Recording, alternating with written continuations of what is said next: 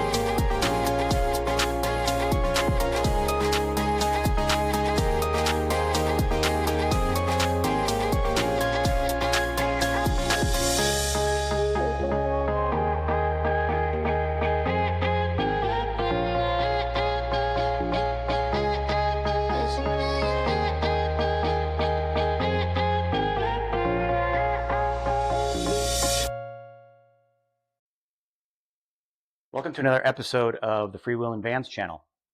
My guest today is Jerry Wesseling, also known as JW. He's the owner of the famous 1971 Dodge B200 Old Glory.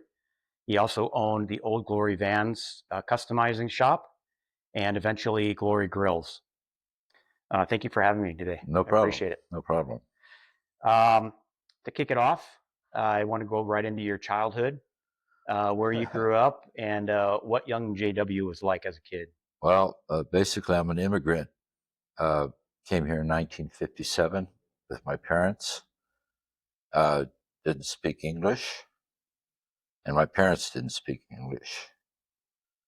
So it's one of those things where I had to start off by teaching them English because I had to go to school, and I learned my English in school. And where were you from? Where'd you guys come from? I'm from Holland, Holland. the Netherlands. What brought your family over here? So opportunity. Okay. Back in the 50s, you can come to the United States with a vision and get it. Right. You'd have to learn all the uh, governing laws. My parents did all of that for 5 years studying. And then they went in front of a judge in Los Angeles and was sworn in as citizens. These days, they go to big halls with thousands of people, and Right. it's a big joke, but we went the hard way and the right way. Right on. Are you? What did your parents do? Well, my mom basically, being Dutch, she was brought up to take care of the house, that kind of thing. And my dad was a carpenter. His first job was in Gardena, California, and he built furniture. Oh wow. Then after that, he started working for Ralph's Creamery, and he was a ice cream mixer Okay. and put the ingredients in the ice cream vats, and that produced ice cream. But no, he had his own legacy. He was very heavy into the Dutch heritage, and he started a couple of Dutch social clubs. Worked for the Dutch embassy Wow. for reappropriations for people from World War II. They contacted my father in order to do the paperwork. So Wow. yeah, that was his deal, and I kind of followed in a way. And I apologize for tearing up once in a while, but Hey, it's okay. part of it. Yeah. Yeah. No, it's okay. It's all right. We're talking about things that you love, so it's Oh yeah, totally understandable. yeah. But I have no brothers, sisters. It's just You're me. only child, huh? You know what I mean? So Yeah. yeah, it was a lot. Yeah. I was in the Cub Scouts, then Yeah. the Boy Scouts. Growing up. But then at 16, I people down the street used to race cars up and down the street. Right. The 4-speed 409s and stuff. And 10 o'clock at night, I'd be in bed and I'd hear them going through the gears up down the Right. street, and it kind of wow. And then at 16, I got my first car, which was a Oldsmobile. Had a 330 with a regular 4-speed. Basically, it was like a Chevelle, What year was that one? 64. Oh, okay. And I got that in 67, Okay. late 66, 67, when I turned 16. I think. Where was this at? Where did your family move to? I don't think we got to that part. We moved to Gardena. Oh, it was We Gardena. lived in Gardena in a Okay. little apartment, and then my dad was working out the furniture Okay, place. got it. I think you did mention that. And Yeah. then he rented a house on 120th Street at Vermont. Okay. And eventually he bought the house from the renter, Yeah. and that was his first house. But I remember when I was a kid, the elementary school was right down the street from our house, and I'd walk up to Vermont and 120th because the bus would stop there, and my Yeah. dad would get off the bus from working at the creamery for Ralph's. And every day, man, I still still remember it now. He'd have a Milky Way, Hmm. and he'd save it. Yeah. And when I'd see him get off the bus and he'd be walking my way, he'd pop open his lunch pail and give me the Milky Way, Oh, and then wow. we'd walk home. Yeah. You know, Yeah. but I mean, this is in the mid 60s, 64, 63. You can do that kind of things. Right. Yeah. These days you can't do that. But I miss that. Yeah. Miss that a lot. Yeah. Wow. Those are great memories to have. Oh yeah. Yeah. Oh yeah. Um, so you have your 64 olds, and I did some research on you, which I think I mentioned to you earlier, and I found out that you did some drag racing. Yeah. So how did you get into drags? Yeah, just like I said earlier, laying in bed, listen to the guys banging those 4-speeds. You can tell. And I got that Oldsmobile, and it was a 4-speed, and it was basically the same as a Chevelle, but it had a 330 motor in it, And I went to Lions drag strip a few times and Wow. got going. And then one day, here I am, a box boy at Ralph's doing, trying to make the payments at that time, which was a lot, you know, $75 a month or something, but Yeah. still. And anyway, I went down there and I blew the motor up. Didn't know what to do, and finally through the rumor mill, I hooked up with a L88 Chevy motor, Okay. a 427 with open chamber with the big heads. Uh, Paid for that motor and put my 4-speed on it. And then suddenly here, this car was going 10 seconds, and Right. back then 1080s, 1090s, but that was hauling the mail. Yep. And then I built the motor and kept working on it, and it became a motor that was on the cover uh, of a Motor Illustrated magazine, because I was one of the first guys that had a tunnel ram that I got from Wyand, Okay. and I put a tunnel ram on the motor, and it was like, having the latest thing these days. Right. It was, where'd you get that? Nobody has any, and then I had carburetors on there that were called the 660 center squirters, and that was all right for a while, but the hot ticket was to get a big 780 Holly and turn it sideways and more fuel. Yeah. That went on until finally I had to get a station wagon to pull the because that flat trailer, couldn't afford a trailer, so I always towed it on the ground, slicks on it and everything, man. Just to get from Gardena to the Lions The drag strip. strip. Yeah. And anyway, I had a wagon that I towed. It was a '57 Chevy wagon, and that was fun. But then suddenly I moved to Cerritos from where I lived in LA, and I kind of got out of the bug of drag racing, and I bought a van, and the van had a slant six motor in it. It's 1971, and took it home and didn't know what to do with it, and Yeah. played around with it for a while, and then suddenly I started doing the interior and doing this and that, and painted it like a flag because bicentennial was coming up. So I said, Okay. So this was in the 70s. yeah. So going back to drag racing real quick, you have the 64 olds. When did Iski reach out to you, Iskandarian cams, for the ad? Seven, I saw it was 70, 71. 70, 71, right in Yeah. there. They used my car for a half a page ad that said I became an Esky believer Yeah. program. They actually have your interview in there too. And It's it's pretty funny. what's really funny too is, like, on the magazine, if you look real hard and you can see my face, because at that time we had open face helmets and Oh all yeah. that. Yeah.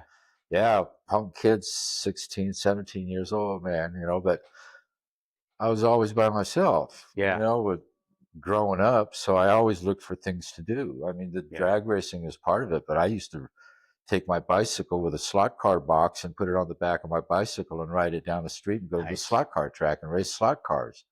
Yeah. And that track happened to be across the street from Ascot Speedway, which was on Western Avenue in Okay. Gardena. And they had little industrial buildings across the street. And I'd ride my bike and put the slot car box on the back on the rack, man, and I'd pedal down there, 15, 14 years old, Yeah. go race my slot cars, man. But doing that, I learned how to use my brain to do things. Right.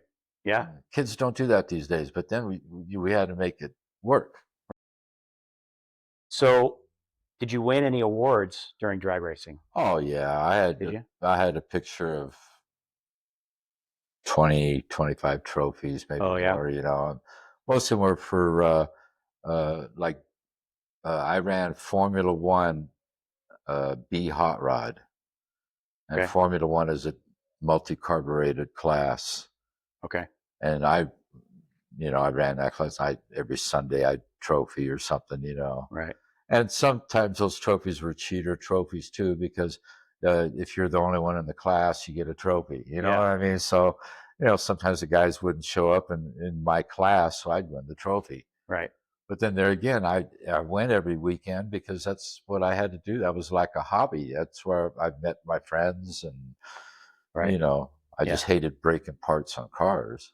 Well, yeah, But it gets expensive. yeah, yeah. Well, one of my rivals that I raced with a lot was Joe Mondello, and Joe Mondello was the king of Oldsmobiles. Okay. He was. I mean, It's a he good was. friend to have then when you Yeah. were in an Oh, automobile as well, huh? well. At that time, I was 17, and he was like probably in his mid to late 30s, and Oh, wow. he did head porting, and he went to the AHRA and the NHRA events, and Right. went in super stock class and stuff, and win. But then I started winning him, but that's because I had that big block Chevy in there. I Yeah. didn't have an Oldsmobile motor in Oh, there, that's right. so it Yep. was just hauling ass then. Yeah. So, I also read that you had a 302 powered Pinto. When did you get that one? Yeah. Well, the Pinto was actually my wife's car when I met her. It was a puke mustard yellow color or whatever What they year had. was that? 71. Okay. 71. Okay. And uh, yeah, 71. And then we dated and all that. And then, naturally I had my son. And then uh, uh, my wife and I split that up. We left each other when my son was 6 months. Wow. And he stayed with me. And he's 46 now, and he's still with me. Wow. I never got married again. Right. Yeah. It Yeah. was just my son and I going out to the mini truck runs, to the van runs, going out having fun. Yeah. He got involved in the sports car racing and holds a couple of records at Buttonwillow and Willow Springs for his Honda, for world's fastest naturally aspirated Honda. Right on. And two of the records are still there, and it's been 10 years since we did the racing. But that's always kept me busy. So you moved to Cerritos, right? Right, And right, so, and then you bought your first van there. right. And so you had the van before you opened up the shop, right? You started with the van first. I had the van. I had the van first, Yep. and then I looked for a small building, and I found a place on Artesia Boulevard Yep. that was like an old beauty salon, but I used it to sell. I knew Jerry Imaginary real good. Uh, Jerry was the owner of Imaginary Glass, and he Okay. made fender flares, spoilers, roof. Anyway, I'd sell his stuff at the shop. Okay. That was the days when I had a girl down the street come by and make some macrame hangers to where you put plants in it. We had some macrame plants hanging. Nice. All of that Yeah. stuff that Yeah. was in the mid 70s. Yeah. Did you do other customization besides grills? No, before I opened up the shop with my van when I had it in Artesia, I did conversions out of my driveway in Cerritos Okay. at the house. Okay. And I did a lot of van masters. My specialty at that time was taking imaginary glass, putting them on the vans, and molding them in. Okay. I was like the king of that. Everybody bring me their vans and mold them in for me, mold them in for me. Imaginary Glass was what? That was Imaginary Glass was a company that made fiberglass components. okay. Which were their flares, like you The mentioned. flares, the roof Oh, okay, got it. visors, the wing on the back.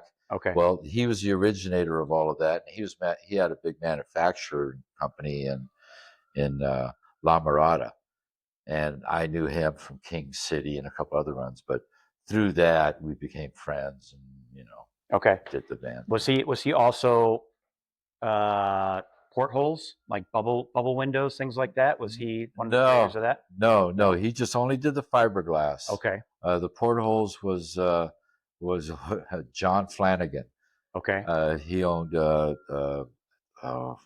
what was it called? But anyway, he did the sunroofs and portholes Got it. Okay. and wing the big windows, the bay windows. Right. Yeah, the Stretch Forming Corporation. was the company. Got it. Okay. So you've got the van. You started the company. You are you hitting shows regularly? Have Oh you yeah, go to yeah, yeah. nationals, Because all at that kind that of stuff? time I was in West Coast Vans, Okay. and we did all the van runs, and that helped promote my van, which promoted my business. Makes See, and sense. then Makes sense. everybody had in 71, 72, the new Dodge Vans that came out, the new style, they had the plastic grills and stuff.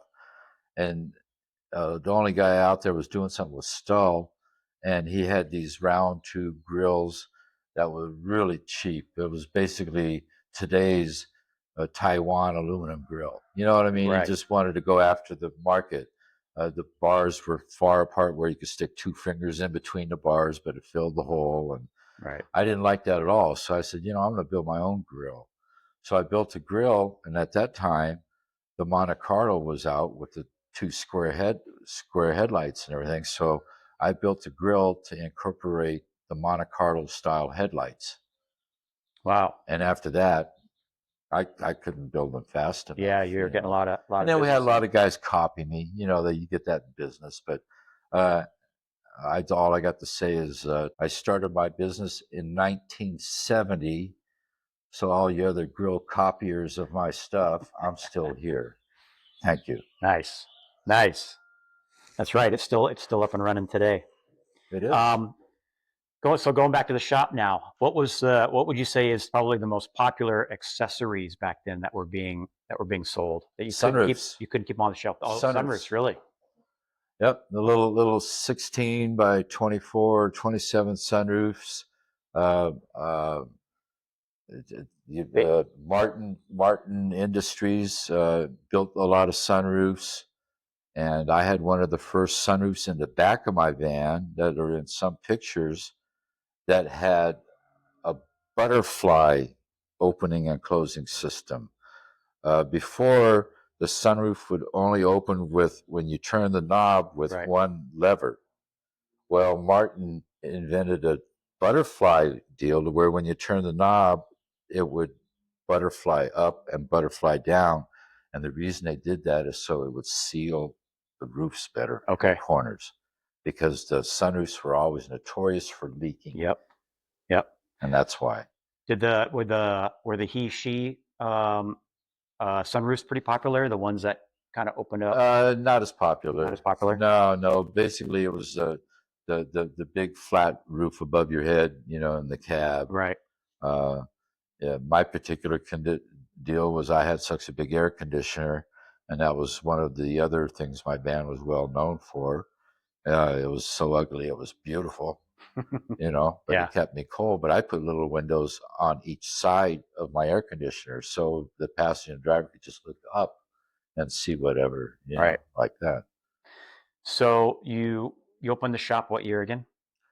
The first one was like 72. Early. So that was early van. Those are, yeah, like I Yeah. said, that's when I had the girl down the street come by and make me The for macrame. 10 bucks. She would macrame these beautiful things to hang flower pots in, And I had maybe 8 or 9 of them hanging around the shop and between the porthole windows and the flares on the wall. Right.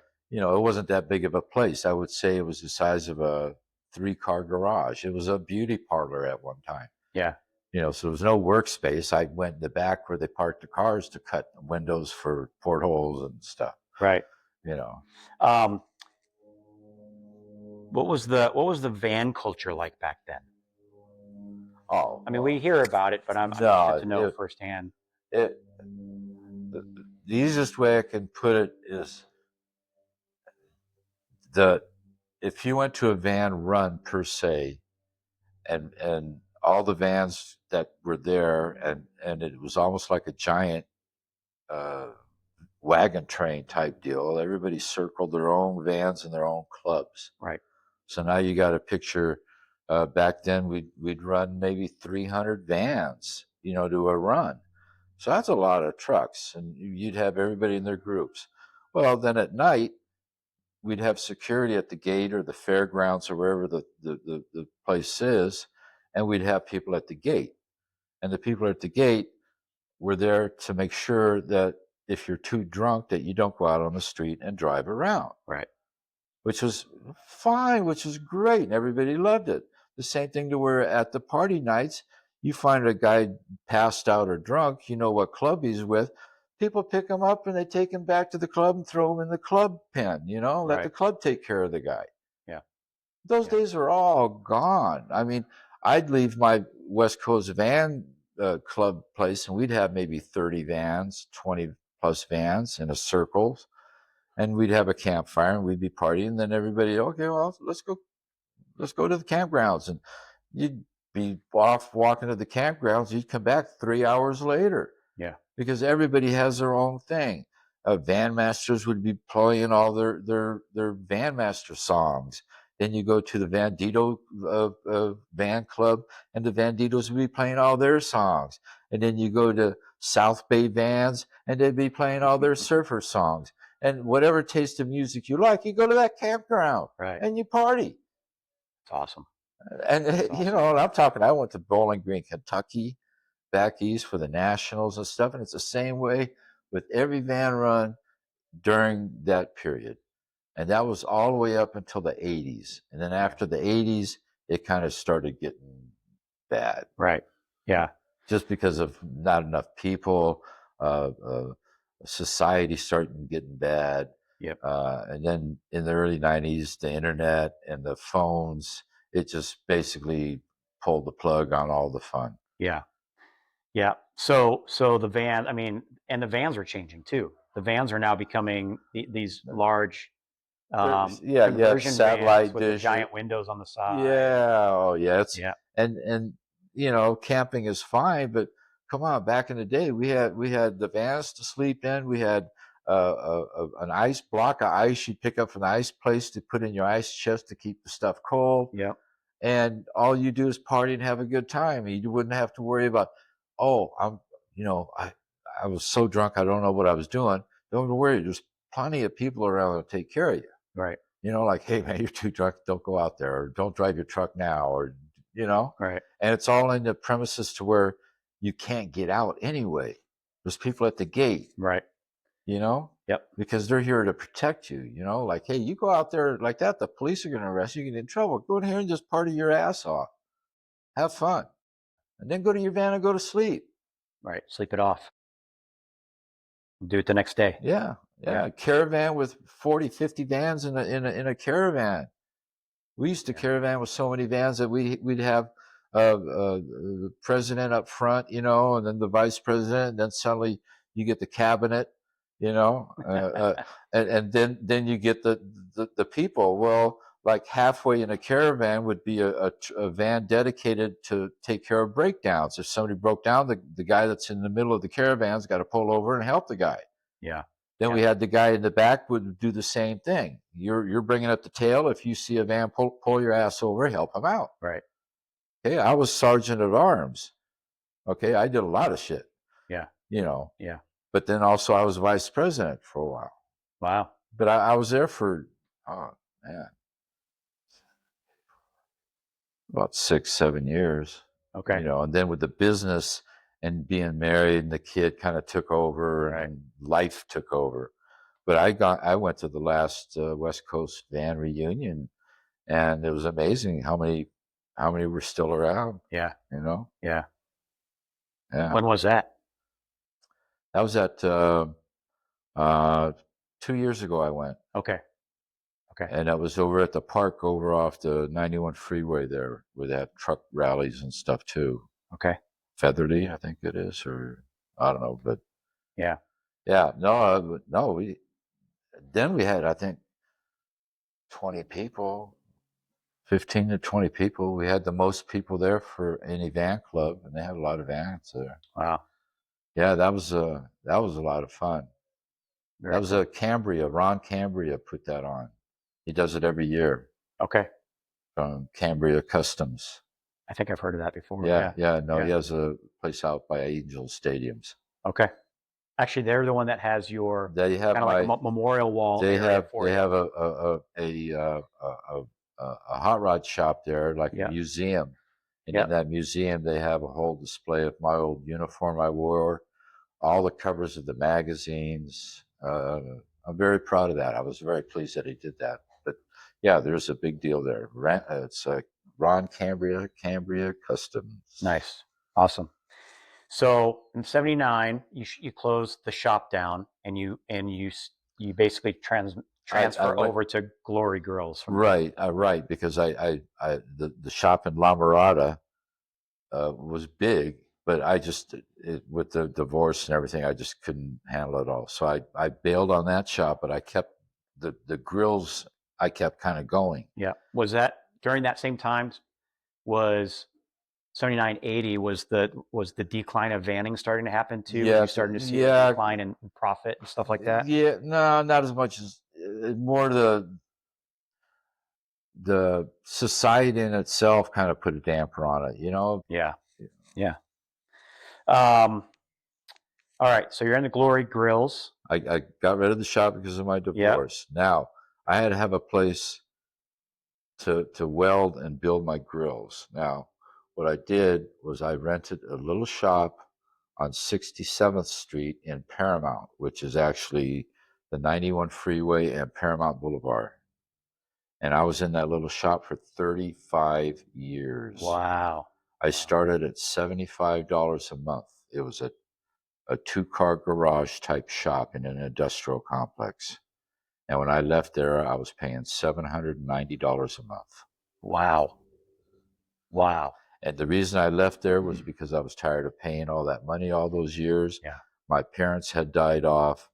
I had a house in Cerritos, so I went to Lake Elsinore and bought a mini ranch, put my shop on the mini ranch, and for the last 20 some years, I've been building grills right off behind my Right here. house.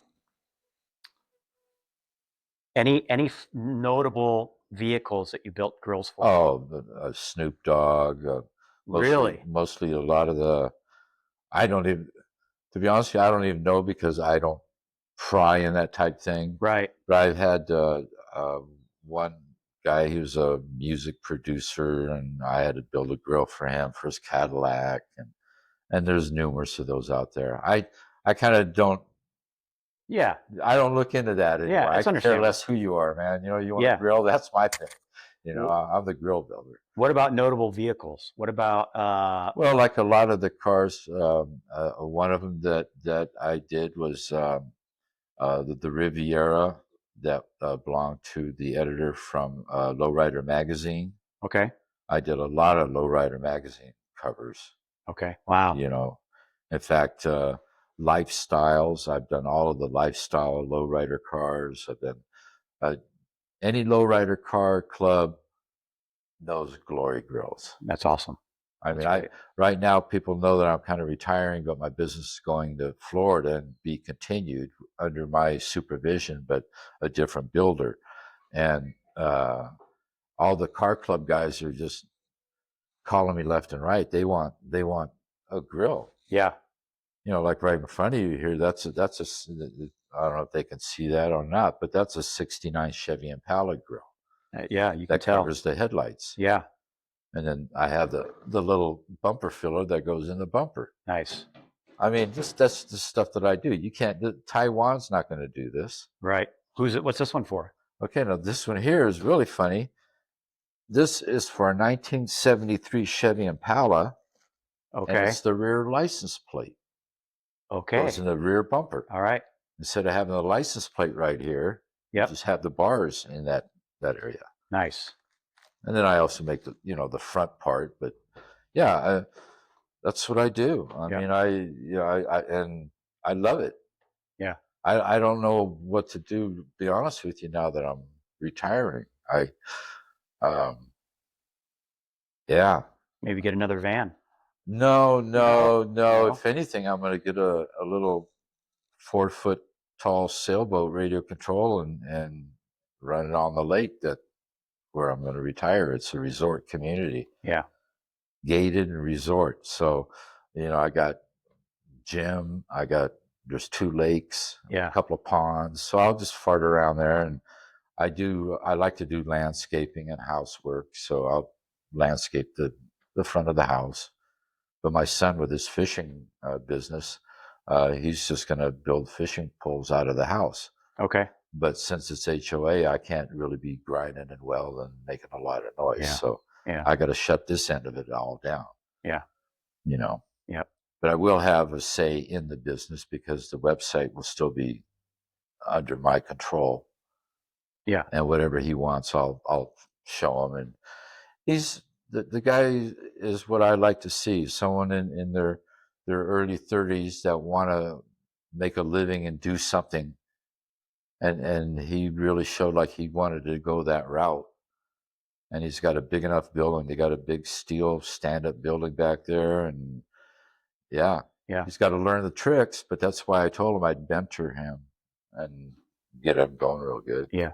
That's good. That's like you said earlier. You don't see that very often with the younger generations. No, they're too Um, lazy. Everybody's too lazy.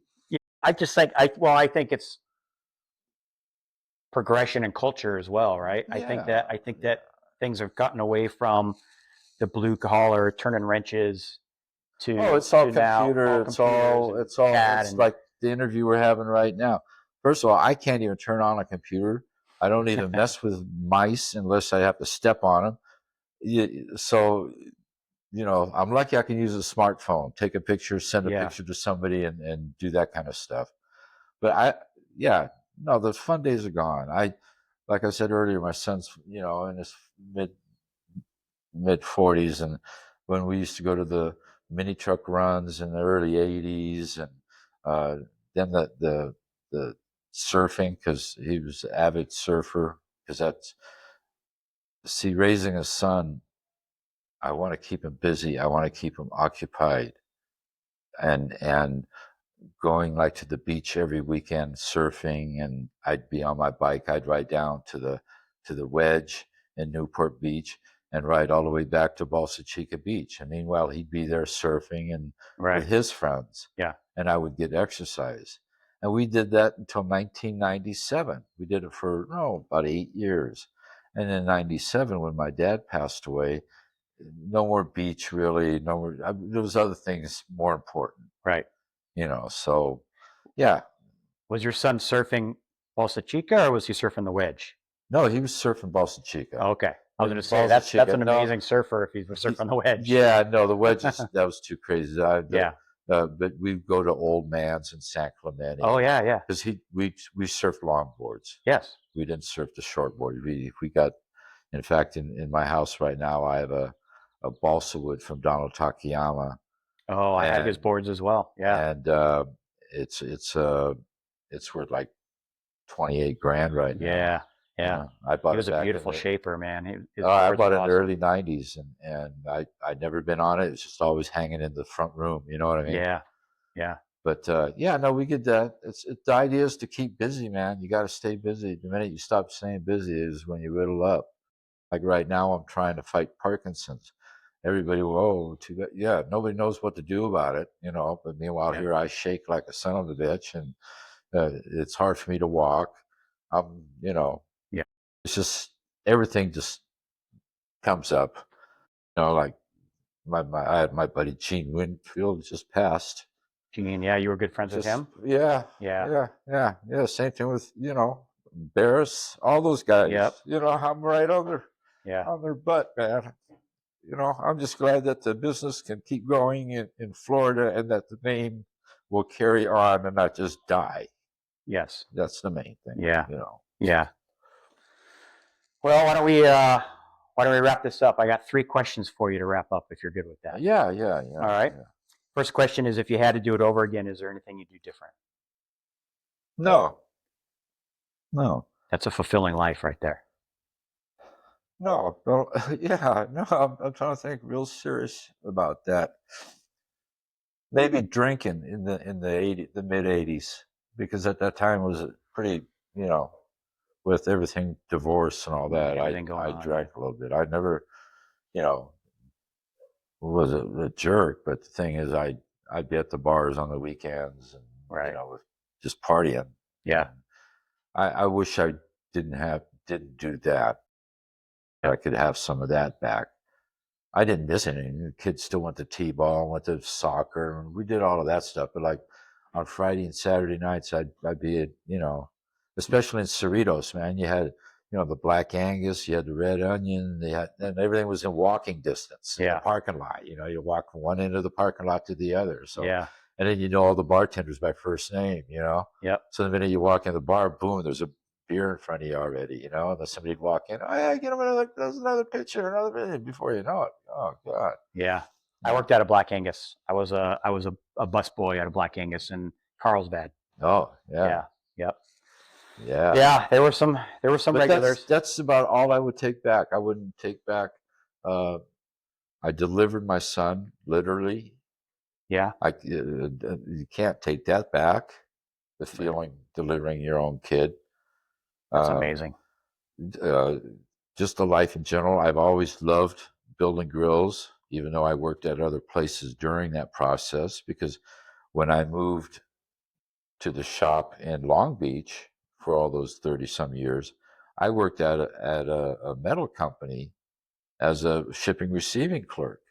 Okay. You know what I mean? Just to Yeah. make ends meet. Yeah. And yeah, I did that for 4 or 5 years in the mid 80s. Yeah. Drove a 40 footer, a tractor trailer, and carried aluminum coils, delivered them to different places. Right. But that at night when I'd leave work, I'd go to my shop and work, Yeah. build grills, because Yeah. that's what I really wanted to do. But I needed to make an income because I had a son to take care of. That's right. Okay. Next question. What are your thoughts on the vanning resurgence today, or the I culture love it. today? I love it. And I wish I could sit here for another 5 years and build grills for vans, Yeah. because I love it. Yeah, I hope it comes back the way it was before, where the families can go with the kids on bicycles and picnic, and then when they're asleep in the van, they know they're asleep in the van. They go to the pit where the music is and have them some fun too. But it's Yeah. all still a family, Right. you know. Yeah. Yeah. Any words of wisdom for the younger generations getting the vanning? Uh, just go slow and go camping. Yeah. Go camping. Yeah. Get out of the city. Yeah. You know, Slow down a little. go with 4 or 5 friends that might have vans, and take your 4 or 5 friends. Go up to Big Bear and go to a campground for a weekend. Yep. That's the best way you can enjoy vanning. Yeah. Yep. Thankfully, there are clubs out there that are doing that already. Exactly. Yeah. Find yourself a club. I found a club. And that's what we did. We put on van runs. We put on gimmick rallies. Yep. Uh, uh, and anytime somebody needed something, somebody would call up one of the other members, and they'd be there to help. So join a van club. Yeah. Once you join a van club, man, the rest is history, Yeah. because they'll all show you how to do it. Yep. There's still old timers in there that'll kind of help you out. Yeah. And then just, hey, it's kid and family friendly. That's the main thing. We're not biker gangs. This is a whole different type of van clubs and stuff like that. Right. You know? Yep. Yeah. Well, I love vanning. I've only been in it for a year, but it's got my heart. And I love the community. I love everything. I was a classic car guy from when I was a kid. Up until I had kids, I had to stop for a while because of Yeah. the cost. Exactly. But my wife gave me the green light to get another car, and so I've been looking for vans, or looking into vans, for like the last 3 years. Well, So, that it you can't go wrong. yeah. You know So, what I mean? It's just yeah, I've spent a lot of time working on mine and getting it together. It's got a really cool story, but I love the community, and you are a big part of this community, and your story matters. So I want to thank you for taking the time to have me out and meet with me and tell me your Right. story. So Yeah, I appreciate you coming out here and doing this. I apologize a couple times for tearing up, but when you're an it's old all man, good. that's what Yeah. happens. No, it's all good. They're all good tears. You know what Yeah. I mean? It's just, Yeah.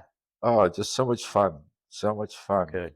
Good. Yeah, Good memories. you got to keep it. You got to have the memories. You got to have the fun. Yeah. You know, Yep. going to a park locally with the vans for a Sunday or something, that might be fine. But what you got to do is leave on a Friday night, go camping for the weekend, go to the mountains, enjoy the fresh air, get out of the city. Yes. Yep. You know, Agreed. get out of the city. Well, thanks again, JW. Appreciate it. No problem. All right.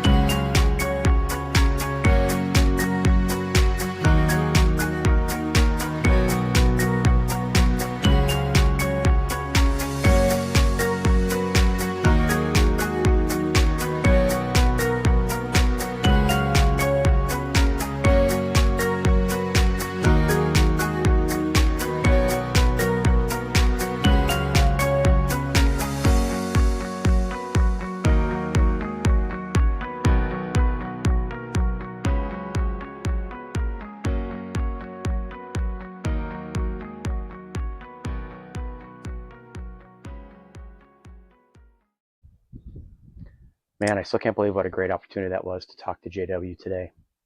You know, we talked a lot about the Vannin community and about family, and I think that's what it's all about, and that's what draws me to Vanning. We go to these events, we meet other people who are into the same thing we are. A lot of these clubs get together, and it's like family, and it's because of these guys right here. So I want to wish JW the best in retirement and in his move. If you like this video today, I ask that you hit that like and subscribe button down below. And until next time, keep on vanning.